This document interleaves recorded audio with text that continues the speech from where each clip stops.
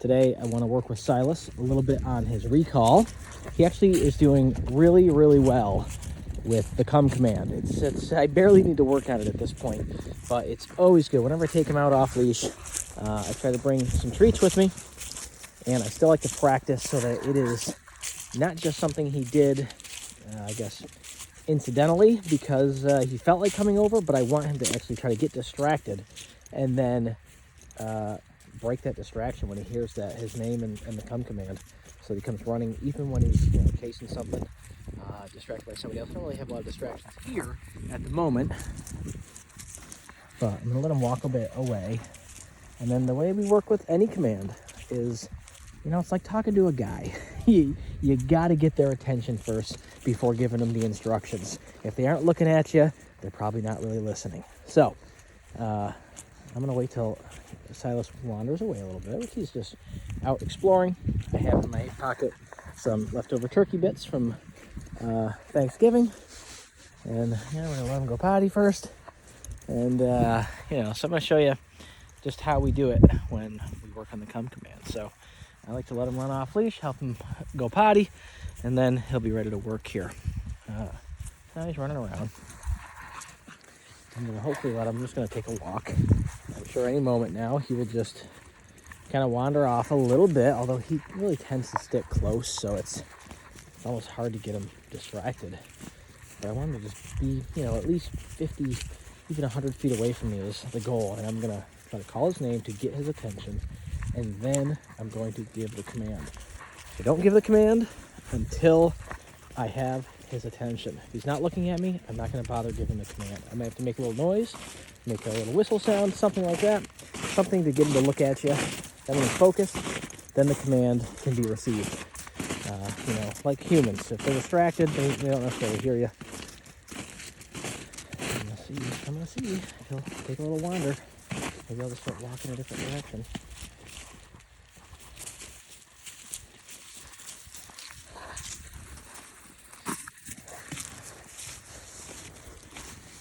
Probably smells the turkey in my hand, so he's probably not interested in leaving. I wish I could get him to be distracted, but he's so good that I'd have to get somebody else out here to add a distraction. But if it's just you and him, he just wants to follow you around.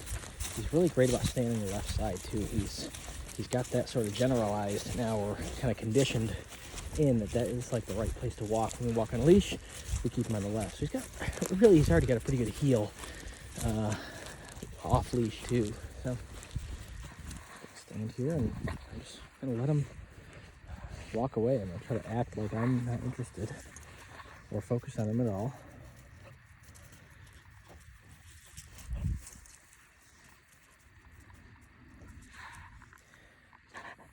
This is very, very typical for Silas. He just loves to sit and wait for the next thing.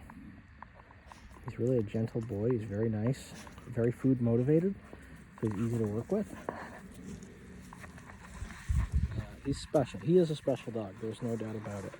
He's very, very nice. And we'll see what we can do here. Are you gonna go? Okay, let's go. I should have brought a ball out and tossed it. You might go chase that. Come on, Silas. Let's go. Let's go.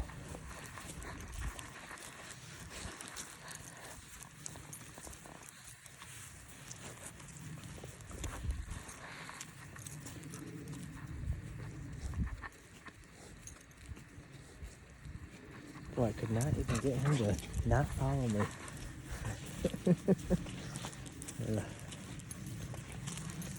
Once he tastes a bit of a treat, then he really knows to stick with me. Because Silas, come! Good boy. Good boy. The key is to give those treats as soon as they do the command. So as soon as they come to you, stick that treat right in his mouth. Have it ready. It's going to help reinforce what the actual command was.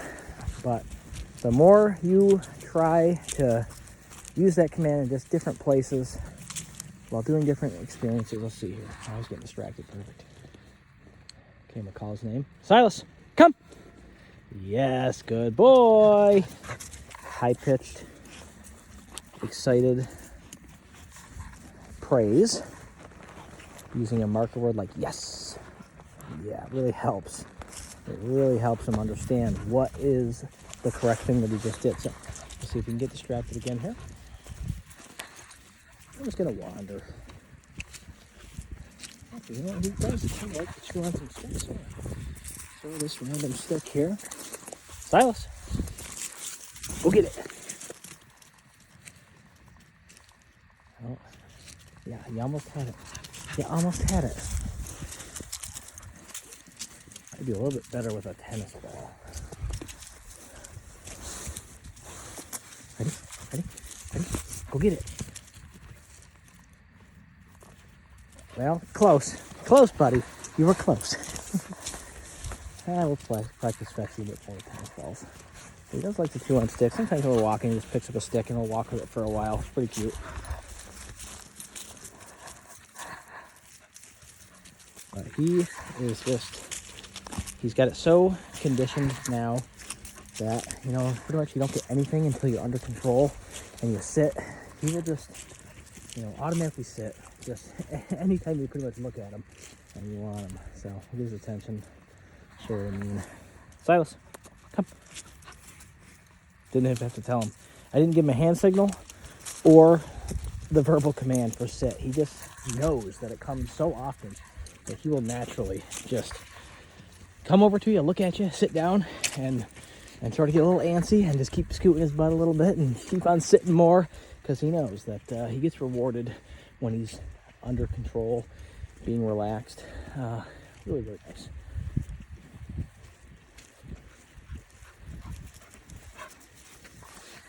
And we have had Silas in the house quite a bit, which I have some quite a few clips here. We are getting Silas a little more freedom in the house now. He's not totally free in the house. He's in a kennel whenever we can't watch him. But he is exploring our house, hanging out with our kids, and he's really great with the kids. My kids, of course, are young. Youngest being 2, oldest being 9, and I have 4 of them. So he's good and gentle with the kids, not overwhelming, and all my kids like him. So we're pretty excited to have him in the house. Working on crate training, working on house breaking, understanding that there's certain things in the house that have rules that he can't chew on. But he's doing really good. He's doing really good so far. He doesn't seem to be an excessive chewer. He does like to have a chew toy and things like that. He did try to pick up a stuffed animal the other day. Just told him no, dropped it, and he was good about it.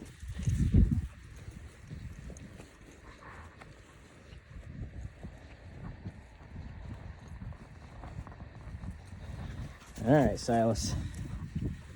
And what I really need here is a hands-free way to record video, which I did just get a nice gimbal the other day, which I'm excited for it to arrive and hook that up for some better video quality.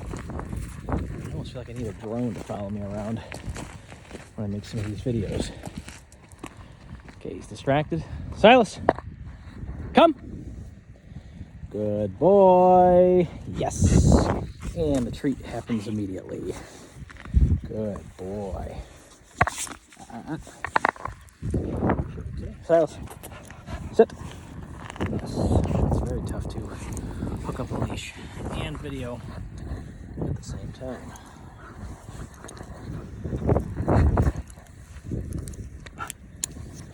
Okay, now, so I'm going to work with him a little bit on leash, which around here we're able to do so much off leash time that we really have to be very purposeful about getting the dogs used to being on a leash. But one of the things is you want to be able to get his attention and focus. With treats, we do not want him to pull on the leash. It is natural for a dog to want to just go explore, chase after whatever they want. They don't think to themselves that they have a leash on, therefore they don't pull. They need to be reminded to hold. Just like we want them to sit, we want them to look at us, we want them to come, we're trying to get their attention and do something. Same with walking on a leash. he's got great focus. I mean, really, really nice. So I got the leash short, I kind of wound it around my hand here, although usually I hold it, the slack in my right hand, and then the rest of it in my left, and I can adjust the length of the leash, which I'll have to show in a different video. But typically that's how I would walk a dog, so that I can give some corrections, pull them in a little bit closer, and I can easily direct them away from my legs if they're getting too close to me. But the goal with leash walking is it should be a nice loose leash. At first, that's not going to be typical. It's going to take some time to get to that. But the biggest mistake people make is even with our trained dogs, is they get a dog and they think he's just going to know that he has a leash on, and they just don't quite generalize that well. When they get a little bit older, and the more it's conditioned in, they'll start to do this. But a lot of people, once they start tugging, what they do is they pull back on the leash and they use it as if it's the brakes, like a car, and they think it's going to slow the dog down. But it's sort of instinct for the dog. It tells them to speed up and pull harder. Think of it like a sled dog. They get those harnesses on and they just think I should be pulling if there's something hooked onto me. So their natural tendency is actually to pull when they have a leash on. But the key is keep some treats handy. And I'm going to take a little tiny piece out of my pocket here. He's just really, really good and well behaved. I'm going to take a little piece out of my pocket and keep it handy. And it's what he's going to sniff as we are walking. I'm going to hold it kind of like near my knee. If I have to get his attention, I'll let him sniff it. If he's being a good boy, I'm going to go ahead and just give little bits of the treat as we're walking. But the idea is I want him to look at me. I'm going to change directions a few times. And I'm not going to really give much of a command. I just start going. Or I'll say, okay, let's go, Silas. Let's go, Silas. So we use the easy command a lot of times when they're pulling on a leash. It just gets their attention, gets them to slow down. We actually do a certain routine to get them to respond to that word. But for now, I just want to show you what he's like. So he's got total loose leash, and he was hitting the end of the leash. So I'm not yanking him back. I just simply stopped everything I'm doing. I'm not just trying to keep tension and walk. I want to stop. Good boy. Yes. Okay, let's go. And I want to get him used to walking just right next to me. And how we condition this is we change directions without giving him a warning, because the idea is he walks slightly behind us. We're not letting him walk us around. I mean, right now I am, but the goal is they need to anticipate when we're about to change directions. And if they're pulling and they want to go somewhere, I get their attention verbally. I am not pulling him back. I'm just simply like a post. I'm just not moving. Silas, this way. Yes. So we're going to change directions. We're going to go this way. And this is a little drill you can do, even just before a walk. Easy. I take him back. He's looking at me. Okay, good boy. I want to keep it right here. I'm going to use him. I'm going to get my little treat near his nose. So he got the sniff. I want to keep it near me. This is where I want him to walk. He's got a loose leash right now. He's doing very good. I'm going to change directions. Silas, this way. That leash was loose the entire time when we turned around. I did not just yank him to direct him. The goal is to get verbal attention, or verbally get his attention so that he'll walk with you. He's a champ on a leash. But if I didn't do this little drill right here where I've just gone back and forth a few times, he probably would still be pulling, actually. He doesn't always know that just because he has a leash, that means don't pull. So he's being really good. I'm going to get a little bite. Wait, Silas, look. Sniff it. Silas, this way. Good, yes. Good job. I want to keep half of it. Good job, buddy. He is a champ on a leash. Nice loose leash. It's just dangling here. He's great. He's just really good. He's at a great place right now. I think in a month, a little over, he's going to be just rock solid in his obedience. So we got a few other commands and aspects we're still working on, but he's good. I'm really happy. I want his stays to be a little stronger with more distance, and I'll be working on his place command a little bit more strongly over the next few weeks. And I am actually going to take him to a little Christmas party later today. Have him hang out in a building with some other people. He'll probably be a great boy, as if he's just like a little service dog hanging out with me. And that's the goal here. I want to be very well behaved in public where there's lots of distractions. So over the next month, we're going to work on some of that as well. So he's extremely well behaved and conditioned. This way. Yes, this is great. I'm really, really happy. with his level of leash walking skills right now. This will change with high distractions. If a dog ran by right now, he would get excited and distracted. That's normal. We're going to work on that impulse control. Those are all things that we're going to, sort of finish up on in the coming weeks, over the next month. And I'm really excited. He is a great boy. I'm actually really excited about him and his training. He's great with the kids. He's a nice, gentle boy. He's actually pretty relaxed in the house. But he does have a lot of fun, playful energy, too, to, not be boring. Some dogs are just total slugs, and sometimes that's exactly what people want. He is not a slug, but he has a great off switch. He's just really nice in the house, actually. He's almost a little bit lower energy than my dog, Olive, and she's a really low energy dog when it comes to just hanging out in the house. He's good. This leash has just been totally loose the whole time. And my fingers are starting to freeze, so I'm going to let him have this little chew toy. Little huff that my dog left out here. Good boy. Yeah, you can have on that. And then we'll resume later. We'll make some more videos later. Good boy, Silas.